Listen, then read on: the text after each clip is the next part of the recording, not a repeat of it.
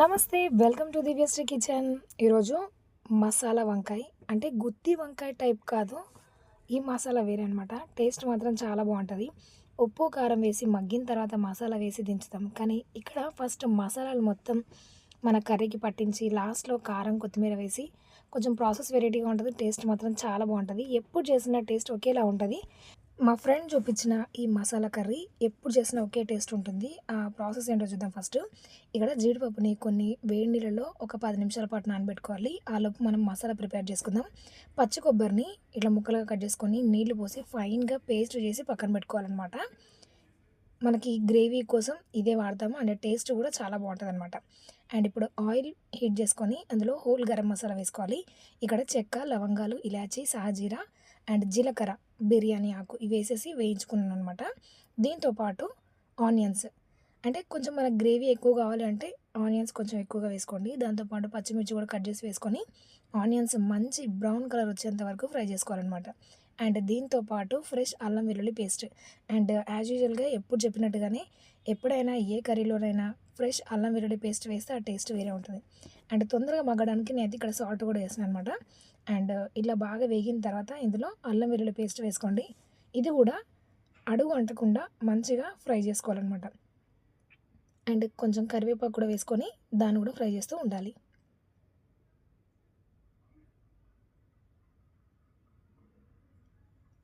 ఇలా ఫ్రై అయిపోయిన తర్వాత ఇందులో మనము కట్ చేసుకున్న ఆలు ముక్కలు వేసుకోవాలి. ఆలు ముక్కలతో పాటు కట్ చేసుకున్న వంకాయ ముక్కలు కూడా వేసుకోవాలి.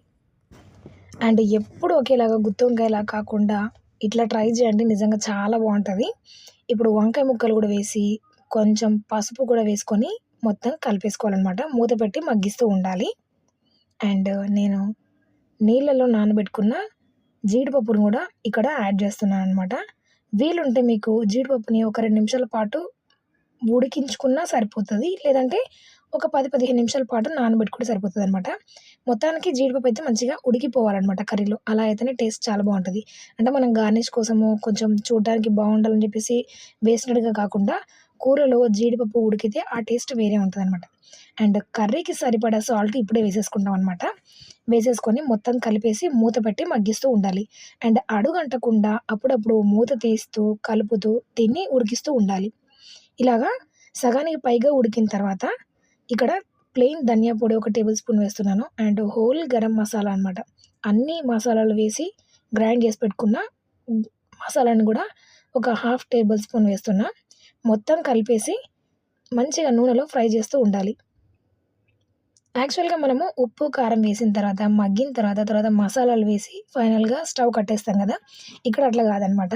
అండ్ ఫస్ట్ మసాలాలు మొత్తం వేసిన తర్వాత లాస్ట్లో మనము కారం వేస్తాం. అండ్ మసాలాలు కూడా మంచిగా ముక్కలకు పట్టిన తర్వాత ఈ గ్రేవీ కోసం మనం పచ్చి కొబ్బరి తురుముకున్నాం కదా, పేస్ట్ చేసుకున్న దాన్ని కూడా ఇందులో వేసుకొని మంచిగా కర్రీకి మొత్తం పట్టే విధంగా కలుపుకోవాలి. అండ్ ఈ ప్రాసెస్ జరుగుతూ ఉన్నప్పుడు అసలు రూమ్ మొత్తం కూడా మంచి సువాసనతో నిండిపోద్దండి. అంత బాగుంటుంది. అండ్ ఇలా మొత్తం కలిపిన తర్వాత వేసుకోవచ్చు. అండ్ మనము సాల్ట్ ఫస్ట్ ఆనియన్స్ వేగేటప్పుడు వేసాం, తర్వాత వంకాయ ముక్కలు వేసినప్పుడు కూడా వేసాం కాబట్టి ఇప్పుడు సాల్ట్ వేసుకోవాల్సిన పని లేదు. ఒకవేళ మీకు తక్కువ అయితే మాత్రం వేసుకోండి. అండ్ ఫైనల్గా కారం వేసిన తర్వాత 2 నిమిషాలు ఉంచేసి ఇందులో గ్రేవీ కోసం కొన్ని వాటర్, నేను కొబ్బరి మిక్సీకి వేసిన దాంట్లోనే కొన్ని నీళ్లు పోసి ఆ నీళ్ళు కూడా యాడ్ చేస్తున్నాను అనమాట. గ్రేవీ కన్సిస్టెన్సీ ప్రకారం మీరు చిక్కగా అయితే చిక్కగా, లేదంటే పలచగా అంటే పలచగా. దీనికి పలచగా కంటే కూడా కొంచెం చిక్కగా ఉంటేనే చాలా బాగుంటుంది. అండ్ వైట్ రైస్ కంటే బగారా రైస్లోకి ఈ కూర చాలా అంటే చాలా బాగుంటుంది అనమాట. ఇలా కర్రీ మొత్తం ఉడికిన తర్వాత ఫైనల్గా కొత్తిమీర వేసి సర్వ్ చేయండి. టేస్టీ అయిన మసాలా వంకాయ కర్రీ నిజంగా చాలా బాగుంది. ఇది 3-4 టైమ్స్ నేను టేస్ట్ చేశాను. ఎప్పుడు ఒకేలా ఉంది. టేస్ట్ మాత్రం చాలా బాగుంది. ఒకసారి మీరు కూడా ట్రై చేయండి. ట్రై చేసి ఎలా వచ్చిందో కామెంట్ చేయండి. నచ్చితే లైక్ చేయండి, షేర్ చేయండి, సబ్స్క్రైబ్ అవ్వండి. Thanks for watching. జై శ్రీరామ్.